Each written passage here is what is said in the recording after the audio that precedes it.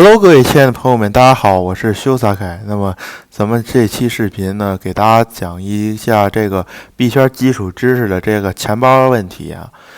这个知识其实是非常基础，大家可以看我这个，其实我都做了这么多期视频了，比如像这个 Hummingbot、这个 Trading Wheel 的，还有像挖矿什么的这些，这个高难度的一些操作我都做了。为什么这次突然要做一个这个关于钱包的呢？那就是因为啊，我在这个粉丝数超过100的时候，我曾经举办一个100个订阅的这个活动啊，但是结果我发现呢，很多人对这个钱包的概念和这个操作用法还是非常不太熟悉，而且通过大家反应也能看得出来。所以呢，这期我就来给大家详细讲一讲这个钱包的使用以及它的这个概念啊。好的，首先先感谢朋友们的支持和鼓励啊！如果大家对我的视频喜欢，欢迎大家点赞，然后关注一下、订阅一下我的这个频道。那么废话不多说，我们开始。咱们首先看一下这个钱包啊。这个钱包其实分为两种，大家看我这个浏览器插件，我有很多钱包，比如这个 OKX， 这个是，这个比较慢啊，这个是 Trust 的，然后这个小幽灵的钱包，这个是 Gate.io 的钱包，这个是我的经常用的那个 SafePal 的钱包，就是硬件钱包。这里是那个专属波场网络专属钱包，还有这个 Bybit 的钱包。大家可以看到我这有非常多的钱包啊。这些钱包是什么呢？这些钱包呢首先它是一个去中心化的钱包，它不同于我随便打开一个给大家看嘛，比如我就打开这个，大家等一下我输密码。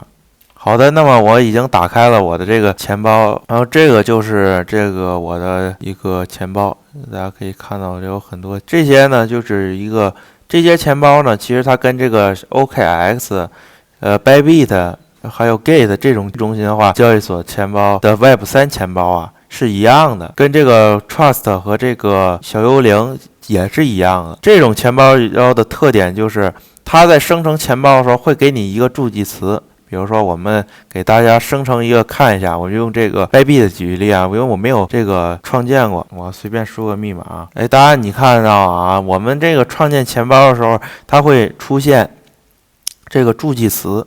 这个助记词是什么呢？有人说助记词是私钥，对，但也不是完全对。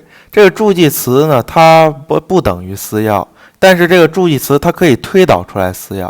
就比如说，我们看到的这个12个助记词，我们把它呢放到，比如说，当然它这个我已备份之后，它需要验证啊，它需要验证，就看你备没备份。当然我就不备份了，我这只是演示。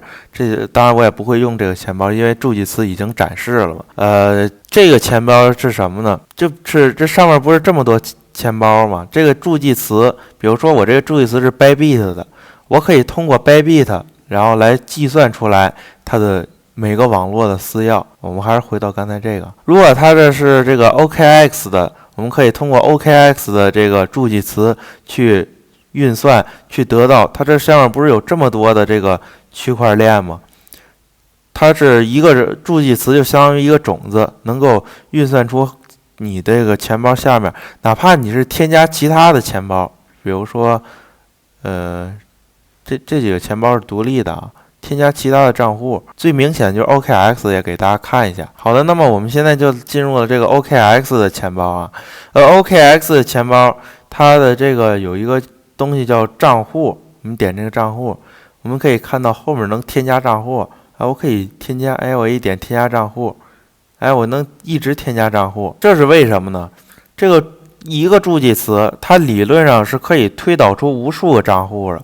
它的算法是开源的，但是是不可逆的，所以你不用担心。你说，我这个助记词能够被发现什么？不会被发现，你只要比如说你这个账户里面你的这个公钥可以随便展示啊，公钥不会导致助记词被发现的。它这一个助记词推导出个钱包，然后这个钱包的底层逻辑就是这个根本的这个逻辑啊。比如拿这个演示，比如说这个TRX 这个链吧，我随便展示，它这个就是一个收款地址，这里它会告诉你一个收款地址，然后呢，如果你去查它的私钥，会有一个私钥。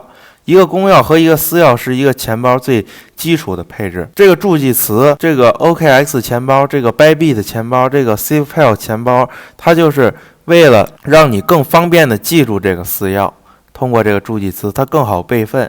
但是缺点就是，假如你的助记词一旦泄露，你这个钱包下面所有账户的钱都没了。当然，你新的助记词一开始添加只会添加一个账户1，随着你添加账户2，它这个都是一样的啊。大家不信可以去试，这就是助记词。当我们在转账的时候，这个私钥的作用就是形成这个区块链上的签名，然后区块链核对签名之后就会授权这个转账。包括我这个硬件钱包也一样，我这个硬件钱包呢，就是进行这个通过硬件钱包进行这个区块链的授权，一点，哎，它就授权这个钱就发出去了。然后这个签名传递，它是把私钥存在硬件钱包上。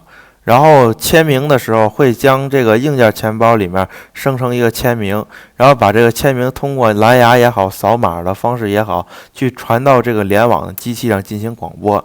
注意，这个签名是只有私钥才能签出来这个签名啊，不是随便就能签出来的，而且这个东西是不可逆的。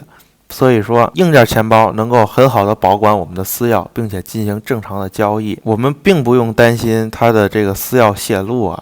但是我们普通的钱包就不一样，我们这个热钱包的私钥是保存在本地的，所以它有泄露的风险。好的，这个上面说的是关于这个区块链的一些大致的背景啊，然后我再讲一些这个大家在转账中的遇到的问题。首先，我一开始我告诉大家的是这个交易所的 UID 啊，我给大家看一下。好的，那么在这里啊，我们其实可以看到上面有一个数字。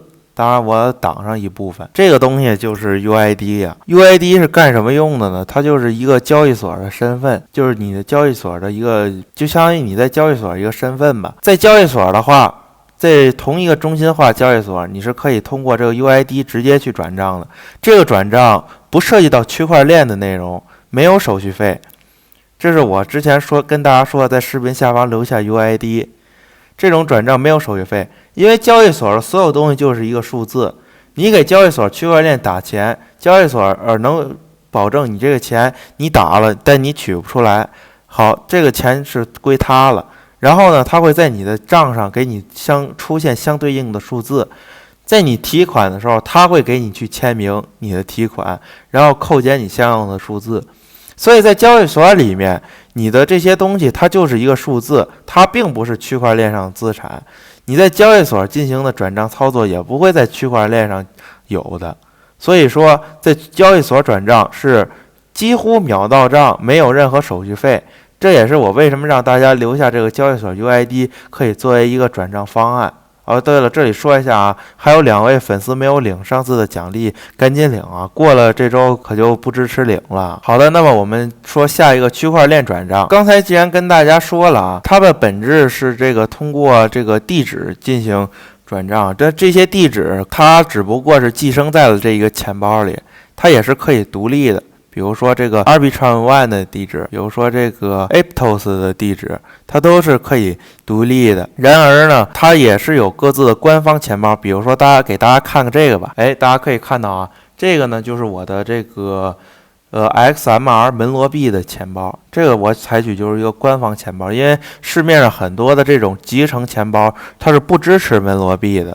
这个官方钱包呢，我创建一个账户，然后我这里有一点门罗币。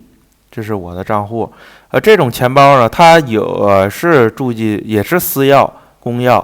当然，门罗币比较特殊啊，大家可以去了解一下它这个区块链体系。不过大家不了解也没有关系，因为一般用不到。它这个官方钱包也是有助记词的，它也是通过助记词算出来你的这个门罗币的钱包地址。所以说，这个助记词的话，它就是一个推导的工具，本质上还是用这个公钥私钥。当然，你想象一个问题，假如说你用了一个钱包集合钱包的一个助记词，你助记词都有，但是呢，有一天突然这个钱包厂商倒闭了，这个钱包软件消失不见了，没有任何人能够通过你这个助记词推导出来你的这个私钥了，那么你这个助记词就是没有用的。所以本质上还是看私钥啊。这个门罗币比较特殊，不过一般用不到就不多说了。好，咱们继续看这个转账问题啊。好的，那么我们回来了啊，我们来继续讨论这个转账问题。我们就比如说吧 BTC， 我们可以看到我们 BTC 呢，它其实是有好几个网络的，我这里没有啊。这里没有转账记录，大家可以看到，其实 BTC 有4个网络，这里可能没有列全啊。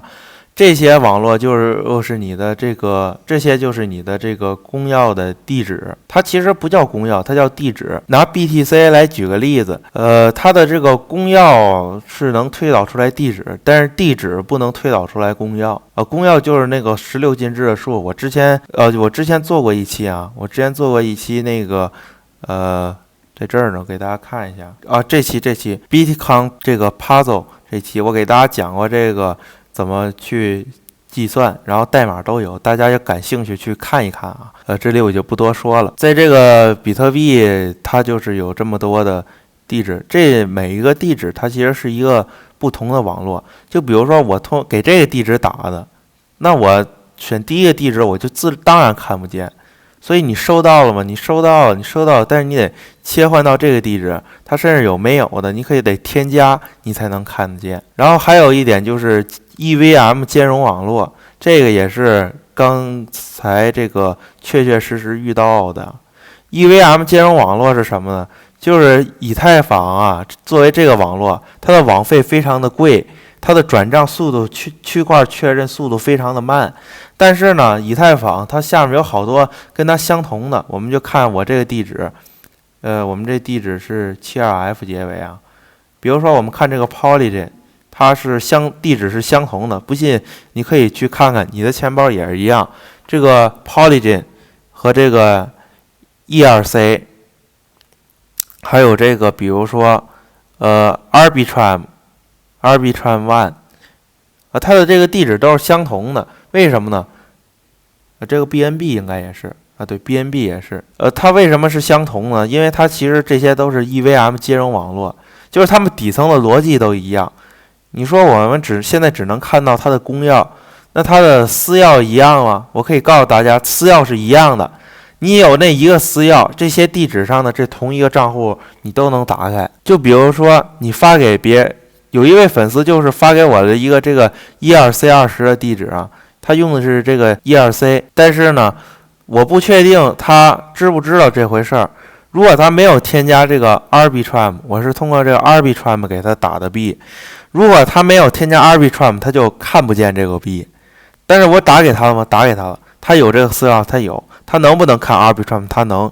所以这个东西很多人不知道，其实这两个地址是完全一样的。我给他在Arbitrum 打币，他照样是能收得到的。包括中心化交易所里面的充币，它的这个通过 ERC 充币和通过这个 Arbitrum、通过 Polygon、通过 BNB 进行充币的这个最后的地址，其实它都是一样的。这一点我发现很多人不知道啊，大家就要明白啊。你像这个 TRC 的这个网络就跟他们不一样了，比特币更不一样了，你像狗币也不一样。